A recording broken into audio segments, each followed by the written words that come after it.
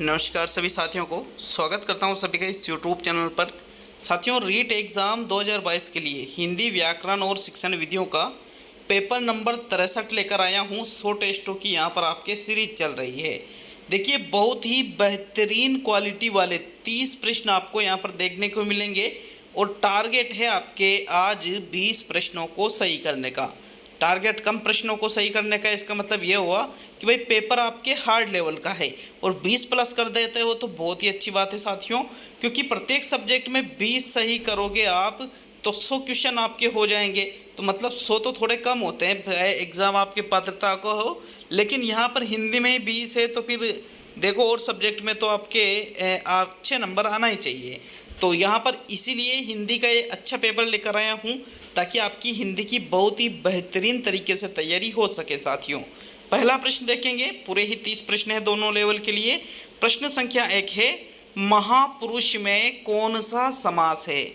तत्पुरुष, क्रमधारय, द्वंद्व और अव्ययीभाव। तो साथियों, महापुरुष जो शब्द है इसका समास विग्रह होता है महान है जो पुरुष। ठीक है, तो पुरुष की विशेषता बताई जा रही है कि भाई पुरुष कैसा है, महान है। और जहाँ पर किसी की विशेषता बताई जाती है साथियों, वहाँ आपके क्रमधारय समास होता है। तो विकल्प नंबर आपका 2 प्रश्न नंबर 1 में बिल्कुल सही उत्तर है। नेक्स्ट प्रश्न संख्या 2 की ओर बढ़ते हैं। दूसरा प्रश्न देख लेंगे, आपके प्रश्न नंबर 2 है, इनमें से कौन सा सरल वाक्य है? उसने आज दूध पिया है, गिलास नीचे गिरा और टूट गया, मैंने समझाया और यह बात मान गया, और वह ऐसे चल रही थी जैसे कोई बीमार चलता हो। तो इनमें से आपको सरल वाक्य का चयन करना है। साथियों, किस विकल्प में यहाँ पर सरल वाक्य दे रखा है? तो देखो, प्रश्न संख्या 2 में जो सही उत्तर है वो है आपके विकल्प नंबर 1, उसने आज दूध पिया है। यह कैसा वाक्य है? एक सरल वाक्य है, क्योंकि इसमें ना ही तो कोई संयोजक शब्द जुड़ रहा है, ना ही एक वाक्य दूसरे पर आश्रित है। साथियों, ये सिर्फ और सिर्फ सरल वाक्य या साधारण वाक्य है। गिलास नीचे गिरा और टूट गया, ये एक संयुक्त वाक्य का उदाहरण है। मैंने समझाया और यह बात मान गया, ये भी एक संयुक्त वाक्य का उदाहरण है।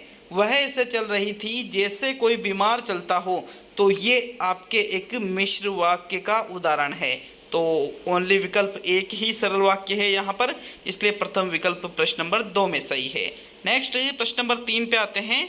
तो किसी के कथन को उद्धृत करते समय किस विराम चिन्ह का प्रयोग किया जाता है?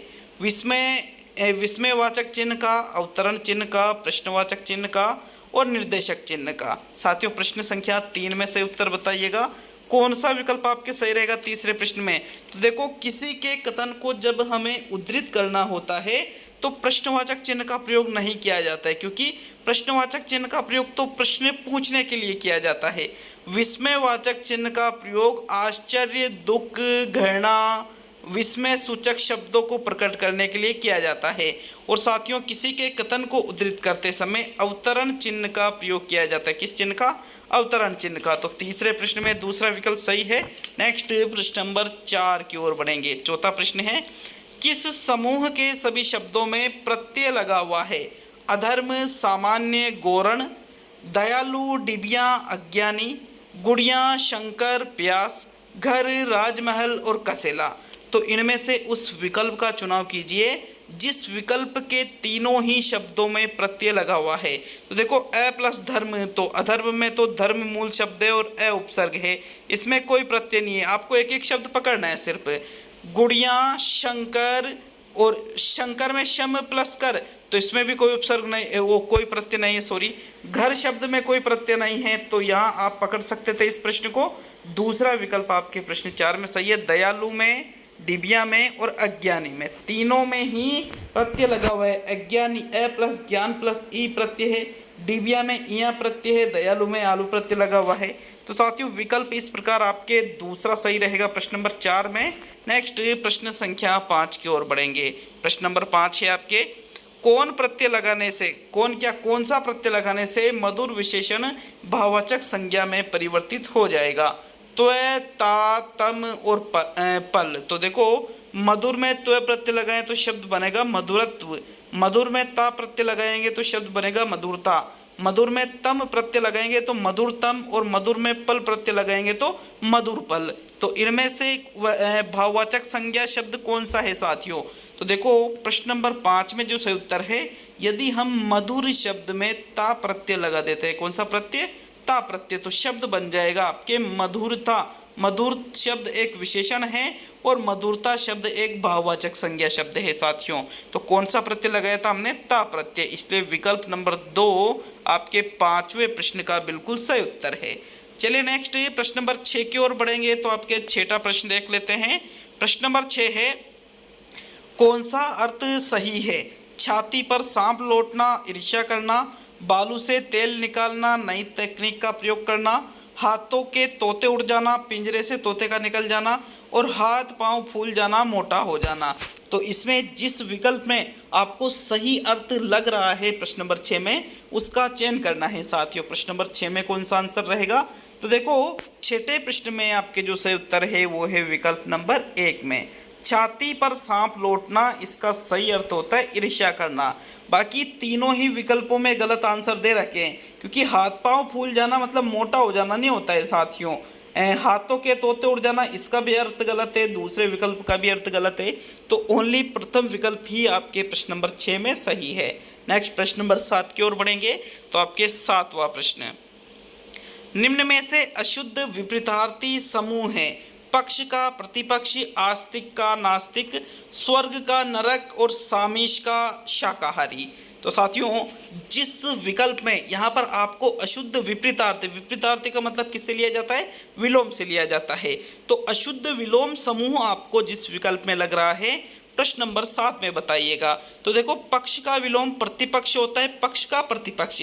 आस्तिक का विलोम नास्तिक होता है। आस्तिक मतलब जो ईश्वर में आस्था रखे, नास्तिक मतलब जो ईश्वर में आस्था नहीं रखे। स्वर्ग का विलोम नरक होता है, लेकिन सामीश का विलोम शाकाहारी नहीं साथियों, निरामिष होता है। क्या होता है? सामीश का निरामिष होता है। अतः विकल्प नंबर जो 4 है ये अशुद्ध विपरीतार्थी या अशुद्ध विलोम समूह है। तो 7वें प्रश्न में आपके चौथा विकल्प सही है।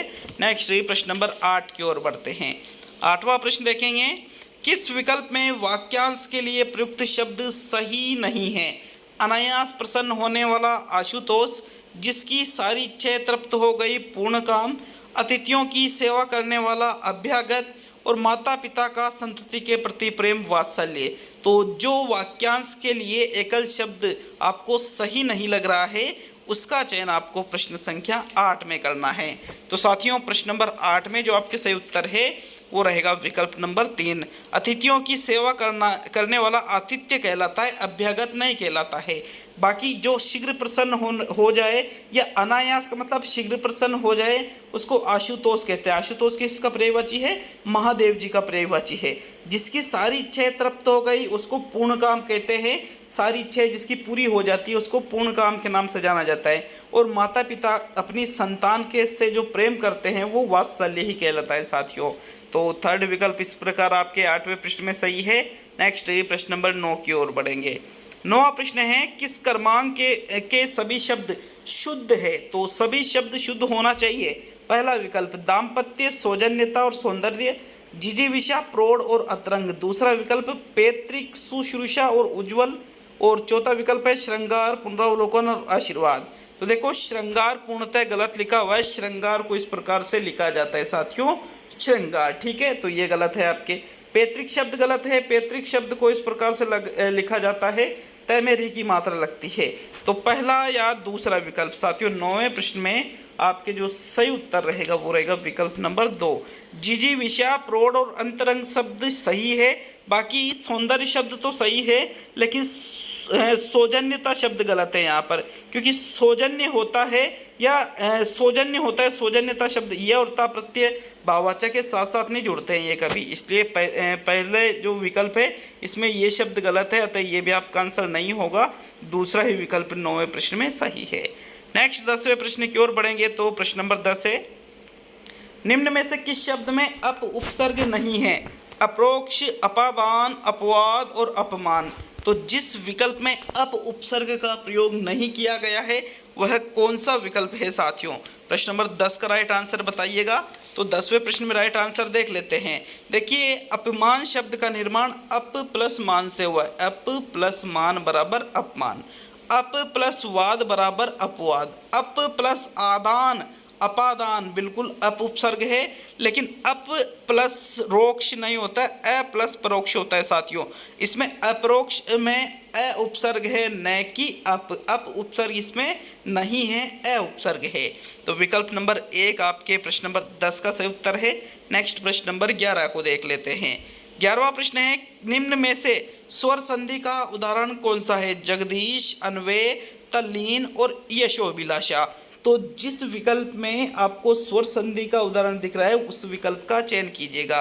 देखिए, यहाँ पर जो राइट आंसर है आपके वो है विकल्प नंबर 2।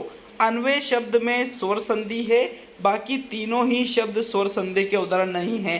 अन्वय शब्द का निर्माण अनु प्लस ऐ से मिलकर हुआ है, शब्द बनता है अन्वय। कौन सी संधि हो रही है? यण संधि हो रही है साथियों। यश है प्लस अभिलाषा विसर्ग संधि का उदाहरण है। तत् प्लस लीन तल्लीन व्यंजन संधि का उदाहरण है। जगत प्लस ईश जगदीश ये भी व्यंजन संधि का उदाहरण है। तो ओनली दूसरा ही विकल्प आपके स्वर संधि का है। स्वर संधि में भी यण संधि है साथियों। सेकंड विकल्प 11वें प्रश्न में सही है। नेक्स्ट प्रश्न नंबर 12 पे आएंगे। निम्न में से किस शब्द का संधि विच्छेद गलत है? तो पितृ उपदेश, पितृ प्लस उपदेश, प्रौढ़ प्र प्लस ऊढ़, निरीह नीह प्लस ई है, नवोड़ा नव प्लस उड़ा। तो इनमें से जिस विकल्प में संधि विच्छेद गलत हो रहा है उस विकल्प का प्रश्न नंबर 12वें में चयन करना है साथियों। नव प्लस उड़ा नवोड़ा, बिल्कुल जिसकी अभी अभी शादी हुई हो उसको नवोड़ा कहा जाता है और इसका संधि विच्छेद सही हो रहा है साथियों। नव प्लस उड़ा शब्द क्या बनेगा आपके? नवोड़ा। गुण संधि का ये उदाहरण है।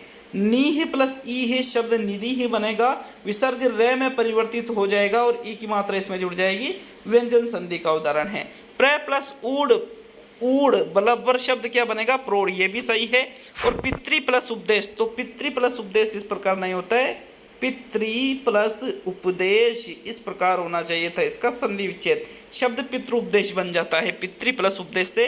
यहाँ त्रि नहीं आएगा बल्कि तय तलवार वाला आएगा जिसमें री की मात्रा लगी हो। तो विकल्प 1 आपके प्रश्न नंबर 12वें में सही है। क्यों? क्योंकि इसका संधि विच्छेद क्या है? गलत है। नेक्स्ट प्रश्न नंबर 13 की ओर बढ़ेंगे। तो 13वां प्रश्न देख लेते हैं। आपके प्रश्न नंबर 13 है, अपूर्ण भूतकाल का उदाहरण है। पत्र मिल गया था, राधा गाना गा रही थी, लड़के थक गए होंगे और वर्षा हुई थी।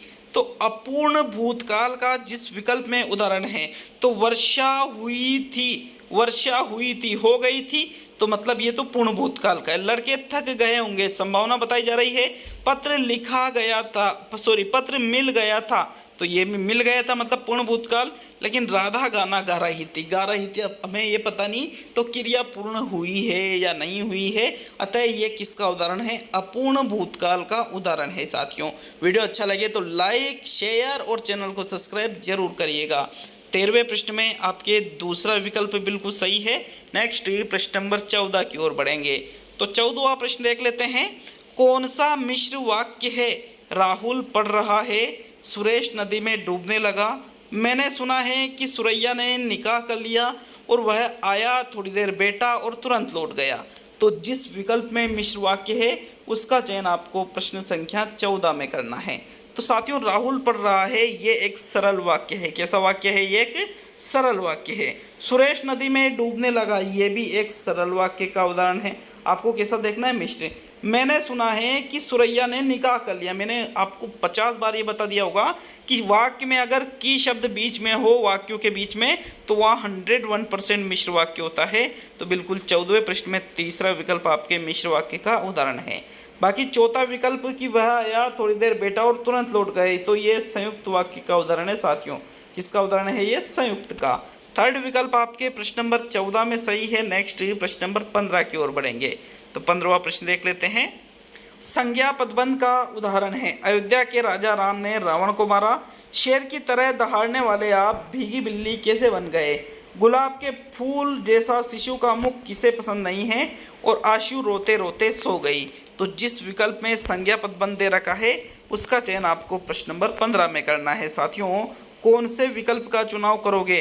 तो देखो, दूसरा विकल्प तो सर्वनाम पदबंध का उदाहरण है। दूसरा विकल्प किसका उदाहरण है? सर्वनाम पदबंध का। आशु रोते रोते सो गई, तीसरा, पहला या चौथा? तो साथियों राइट आंसर है अयोध्या के राजा राम ने रावण को मारा। बिल्कुल रेखांकित शब्द का अंतिम वर्ण रावण शब्द क्या संज्ञा है, अतः यह संज्ञा पदबंध का उदाहरण है। प्रथम विकल्प आपके 15वें प्रश्न में सही है। नेक्स्ट प्रश्न नंबर 16 की ओर बढ़ते हैं।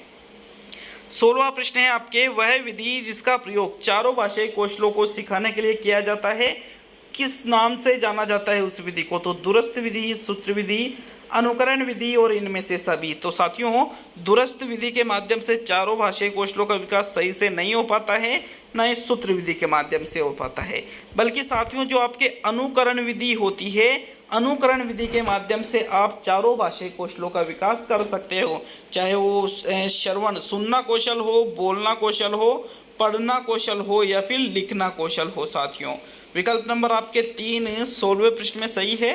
नेक्स्ट प्रश्न नंबर 17 की ओर बढ़ेंगे। तो चलिए 17वां प्रश्न देख लेते हैं। आपके प्रश्न नंबर 17 है, प्राथमिक स्तर पर पढ़ना सीखने में सबसे कम महत्वपूर्ण है अनुमान लगाना, संदर्भ अनुसार पढ़ना, अक्षरों की पहचान करना और पढ़ने का उद्देश्य। तो साथियों प्राथमिक स्तर पर पढ़ना सीखने में जो सबसे कम महत्वपूर्ण है उसका चयन प्रश्न नंबर 17 में करना है। देखो संदर्भ अनुसार पढ़ना तो सबसे ज़्यादा महत्वपूर्ण है, ठीक है।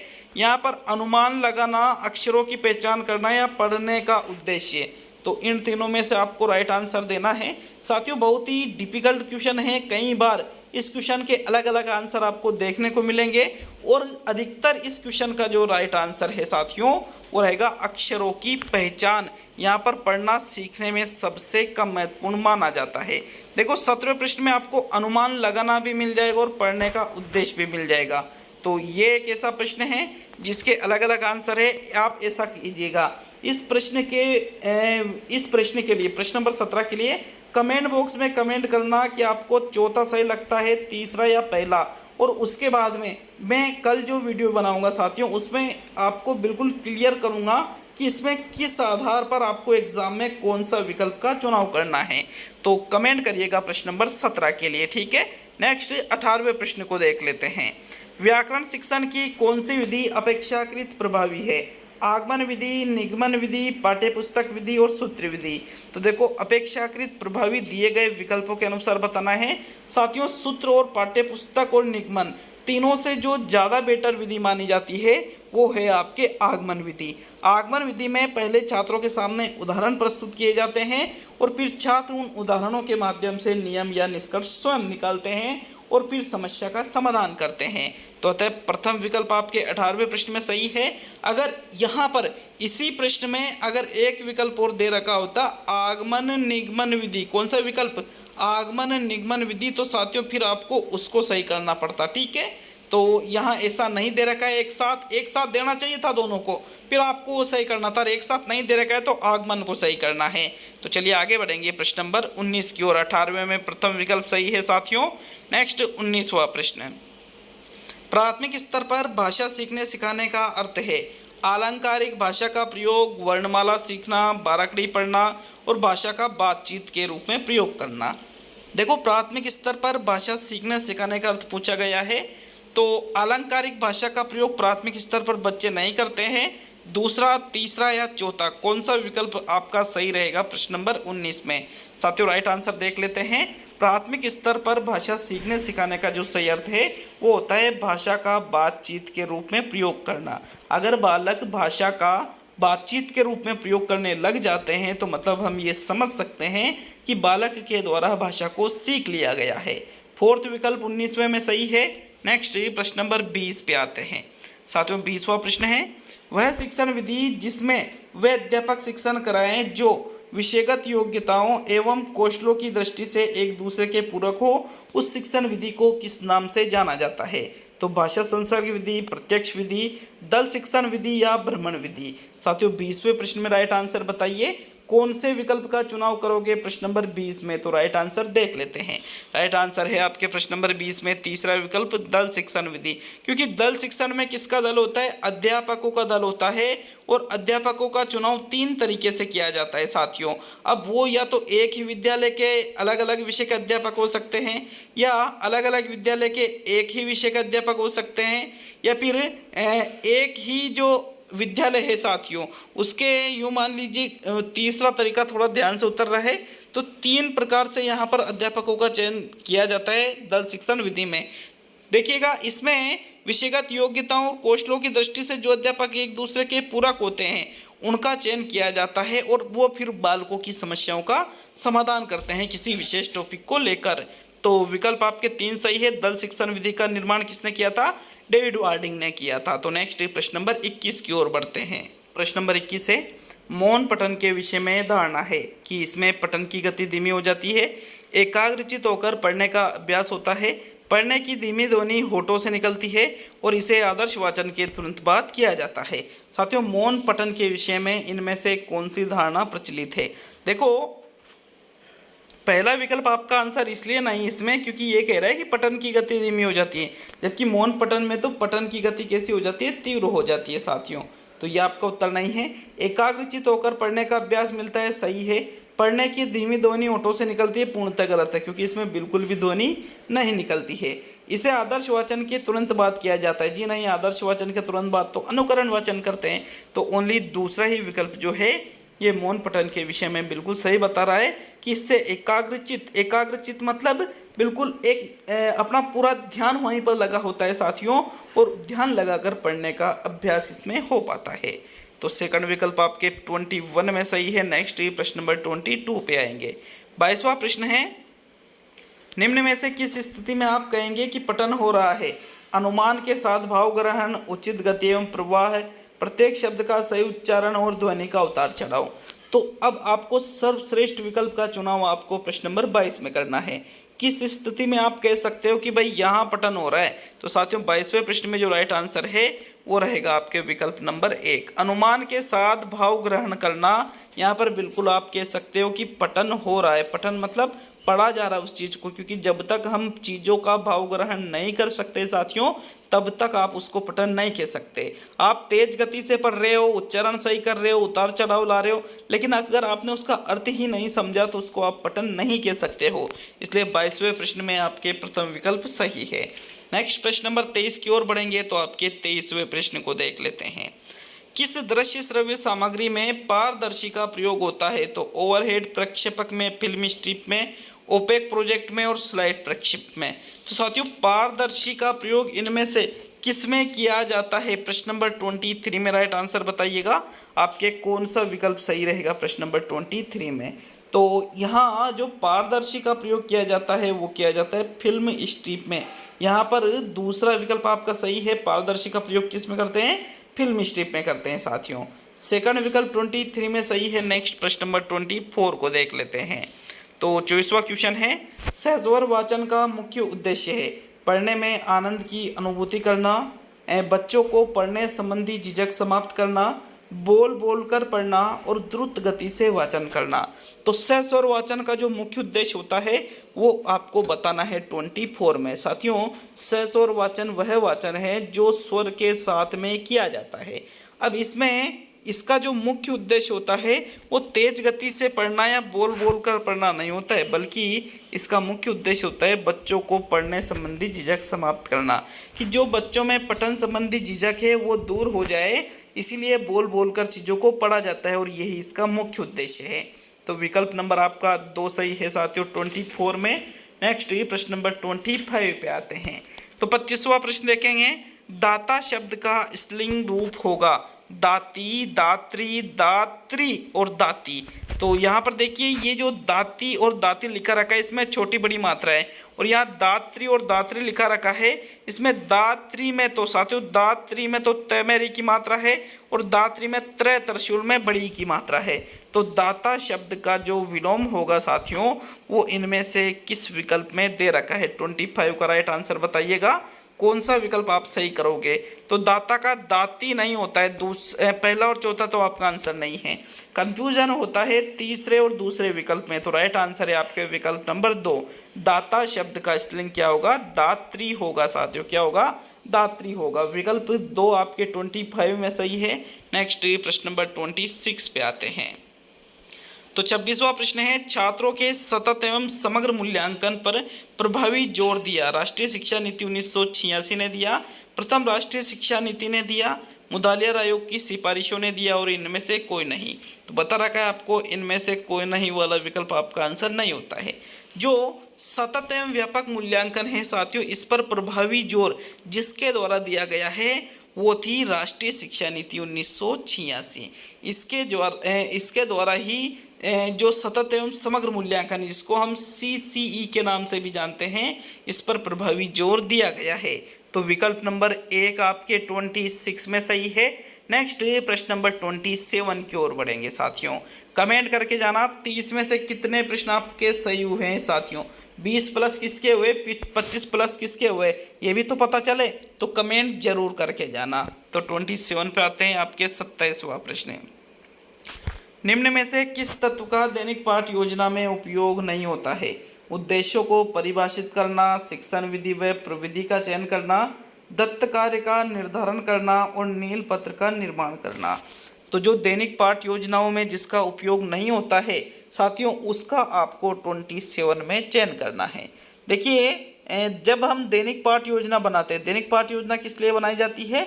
बच्चों को पढ़ाने के लिए बनाई जाती है कि भाई हमें कक्षा के अंदर बच्चों को किस प्रकार से पढ़ाना है, कौन सी शिक्षण सामग्री का चयन करना है, कौन कौन सी चीज़ें बच्चों को पढ़ानी है, क्या क्या चीज़ें उनको देनी है, क्या क्या सिखाना है। उद्देश्य क्या है? तो उद्देश्यों को परिभाषित इसमें किया जाता है, शिक्षण विधि और प्रविधि का चयन किया जाता है और दत्त कार्य भी आप दे सकते हो। लेकिन नील पत्र का निर्माण तो प्रश्न पत्र निर्माण करने से पूर्व किया जाता है। जो हम साथियों पेपर बनाते हैं उससे पहले ब्लूप्रिंट बनाया जाता है, नील पत्र बनाया जाता है। अतः विकल्प नंबर जो 4 है आपके नील पत्र का निर्माण करना, इसका दैनिक पाठ योजना में उपयोग नहीं होता है। तो 4th विकल्प 27 में आपके सही रहेगा। नेक्स्ट प्रश्न नंबर 28 पे आते हैं। तो 28वां प्रश्न देखेंगे साथियों। 28वां प्रश्न है, फ्लालेन बोर्ड का उपयोग होता है, लेखन कार्यों हेतु होता है, श्रवण हेतु होता है, चित्र प्रदर्शन हेतु होता है या फिल्म पट्टिका प्रदर्शन हेतु किया जाता है। जो फ्लेनल बोर्ड होता है साथियों, जिसको फ्लालेन बोर्ड भी कहते हैं, इस पर लेखन कार्य या श्रवण कार्य नहीं किया जाता है, ना ही फिल्म पट्टिका का प्रदर्शन इस पर किया जाता है। बल्कि फ्लेनल बोर्ड का प्रयोग तो किस लिए किया जाता है? चित्रों के प्रदर्शन करने हेतु इस पर चित्र लगाए जाते हैं। 3rd विकल्प आपके 28 में सही है। अब आज का सेकंड लास्ट मतलब 29वां प्रश्न देख लेते हैं। तो आपके प्रश्न संख्या 29 है, मेला शब्द का बहुवचन होगा। मेलाओं, मेल, मेला और मेले। तो मेला का मेला तो होगा नहीं क्योंकि मेला शब्द तो एक वचन है साथियों। अब मेला का मेल भी बहुवचन नहीं होता है, ये आप सभी को पता है। देखिए, मेलाओं या मेले, तो प्रश्न नंबर 29 में जो सही उत्तर है मेला शब्द का बहुवचन क्या होगा साथियों? मेले। 4था विकल्प आपके प्रश्न नंबर 29 में सही है। अब आज का अंतिम और 30वां प्रश्न देख लेते हैं। इसके बाद में आपके पूरे 63 टेस्ट हिंदी के कंप्लीट हो जाएंगे साथियों। 100 टेस्टों की सीरीज है, एग्जाम से पहले 100 टेस्ट आपके पूरे करवाए जाएंगे। तो चलिए अंतिम और 30वां प्रश्न देखते हैं। कमेंट करके जाना कितने प्रश्न सही हुए हैं और कैसा आपको ये पेपर लगा, जरूर बताकर जाइएगा।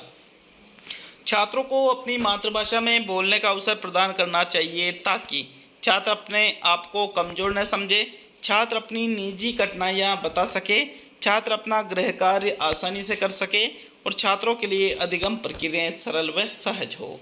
तो साथियों देखिए, मातृभाषा वह भाषा होती है जिस भाषा को सुनते सुनते वो बड़ा हुआ है, जिस भाषा को वो बोलता है घर परिवार में साथियों, उस भाषा को मातृभाषा कहते हैं।